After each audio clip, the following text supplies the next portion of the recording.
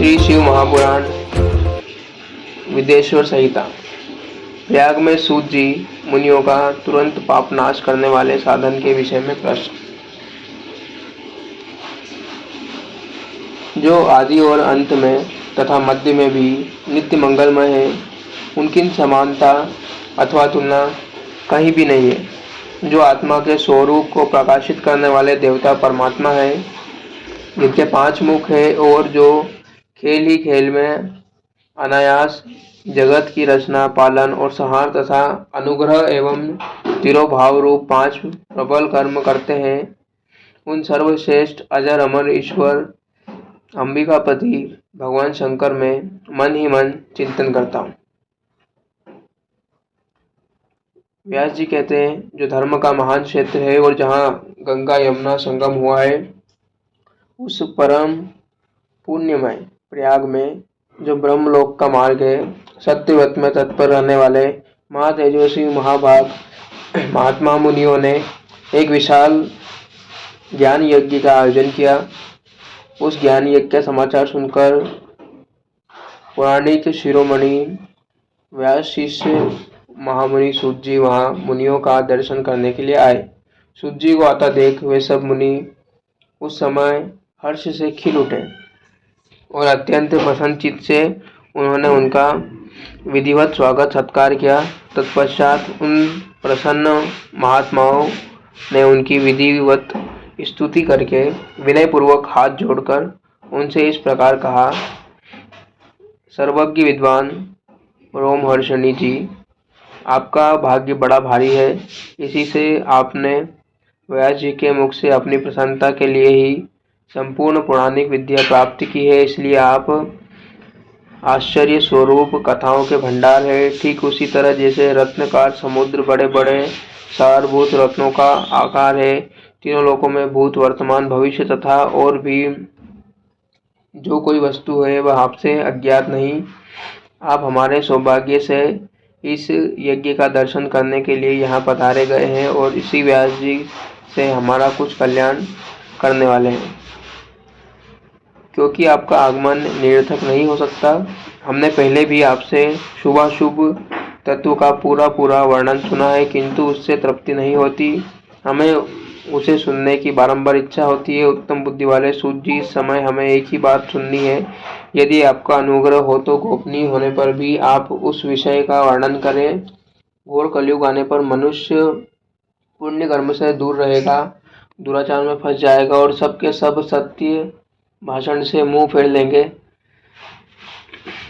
दूसरों की निंदा में तत्पर होंगे, पराये धन को हड़प लेने की इच्छा करेंगे, उनका मन प्राणी स्त्रियों में आसक्त रहेगा तथा वे दूसरे प्राणियों की हिंसा किया करेंगे, अपने शरीर को ही आत्मा समझेंगे, मूढ़ नास्तिक और पशु बुद्धि रखने वाले होंगे, माता पिता से द्वेष रखेंगे, ब्राह्मण लोभ रूपी ग्राह के ग्रास बन जाएंगे, वेद बेचकर जीविका चलाएंगे, धन का उपार्जन करने के लिए ही विद्या का अभ्यास करेंगे और मत से मोहित रहेंगे, अपनी जाति के कर्म छोड़ देंगे, प्राय दूसरों को ठगेंगे, तीनों काल की संध्या पाप नाश से दूर रहेंगे और ब्राह्मण आज्ञा से शून्य होंगे। समस्त क्षत्रिय भी सर्वधर्म का त्याग करने वाले होंगे, कुसंगति पापी और व्यभिचारी होंगे, उनमें शौर्य का अभाव होगा, वे कुत्सित चौर्य कर्म से जीविका चलाएंगे, शूद्रों का सा बर्ताव करेंगे और उनका चित्त काम का किंकर बन जाएगा, वेश्य संस्कार भ्रष्ट, स्वधर्म त्यागी, कुमार्गी, धनोपार्जन परायण तथा नाप तोल में अपने कुशित वित्तीय परिचय देने वाले होंगे। इस तरह शूद्र ब्राह्मण के आचार में तत्पर होंगे, उनकी आकृति उज्ज्वल होगी, अर्थात वे अपना कर्म धर्म छोड़कर उज्ज्वल वेशभूषा से विभूषित हो व्यर्थ ही घूमेंगे।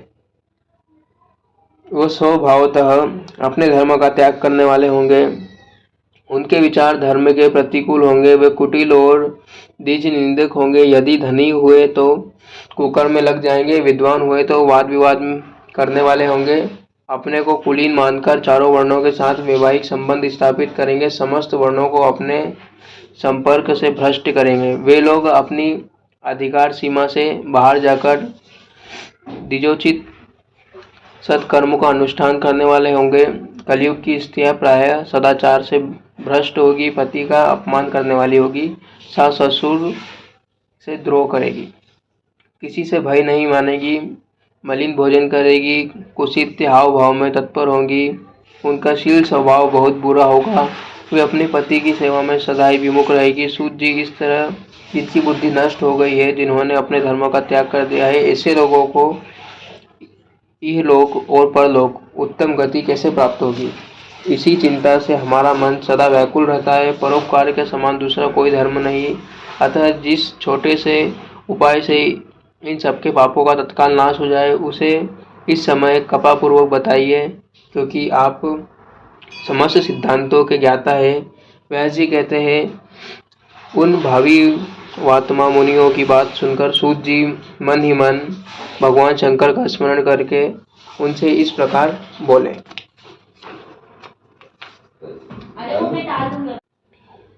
सूत जी कहते हैं, शिव पुराण परिचय। सूत जी कहते हैं, साधु महात्माओं, आपने बहुत अच्छी बात पूछी है। आपका यह प्रश्न तीनों लोगों का हित करने वाला है। मैं गुरुदेव व्यास का स्मरण करके आप लोगों को स्नेह वश इस विषय का वर्णन करूंगा। आप आदर पूर्वक सुने। सबसे उत्तम जो शिव पुराण है, वह वेदांत का सार सर्व है तथा वक्ता और श्वेता समस्त पाप राशियों से उद्धार करने वाला है। इतना ही नहीं, वह परमलोक परमार्थ वस्तुओं को देने वाला है। कली की कल्म शरानी का विनाश करने वाला है। उसमें भगवान शिव के उत्तम यश का वर्णन है। ब्राह्मणों, धर्म, अर्थ, काम और मोक्ष, इन चारों पुरुषार्थों को देने वाला है। वह पुराण सदा ही अपने प्रभाव की दृष्टि से वृद्धि या विस्तार को प्राप्त हो रहा है। विप्रवरो, उस सर्वोत्तम शिव पुराण अध्ययन मात्र से वे कलयुग में पापासक्त जीव श्रेष्ठतम गति को प्राप्त हो जाएंगे। कलयुग के महान उत्पात तभी तक जगत में निर्भय होकर विचरेंगे जब तक यहाँ शिव पुराण उदय नहीं होगा। इसे वेद के तुल्य माना गया है। इस वेद कल्प पुराण का सबसे पहले भगवान शिव ने ही प्रणयन किया था। विदेश्वर संहिता, रुद्र संहिता, विनायक संहिता, उमा संहिता, मृत संहिता, एकादश रुद्र संहिता, कैलाश संहिता, शतरुद्र संहिता, कोटि रुद्र संहिता, सहस्त्र कोटि रुद्र संहिता, वायवीय संहिता तथा धर्म संहिता, इस प्रकार इस पुराण के 12 भेद या खंड हैं। ये 12 संहिता अत्यंत पूर्णमय मानी गई है। ब्राह्मणों, अब मैं उनके श्लोक की संख्या बता रहा हूँ, आपको वह सब आदर पूर्वक सुने। विद्येश्वर संहिता में 10,000 श्लोक है।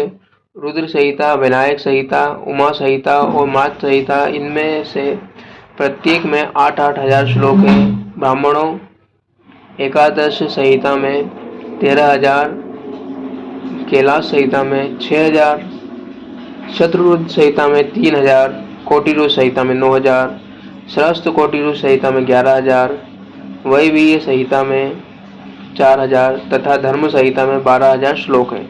इस प्रकार मूल शिव पुराण श्लोक संख्या 1,00,000 है, परंतु व्यास जी ने उसे 24,000 श्लोकों में संक्षिप्त कर दिया है। पुराणों की क्रम संख्या के विचार से इस शिव पुराण का स्थान चौथा है। इसमें 7 संहिताएं। पूर्व काल में भगवान शिव ने श्लोक संहिता दृष्टि से 100 करोड़ श्लोकों का एक ही पुराण ग्रंथ ग्रथित किया था। सृष्टि के आदि में निर्मित हुए वह पुराण साहित्य अत्यंत विस्तृत था।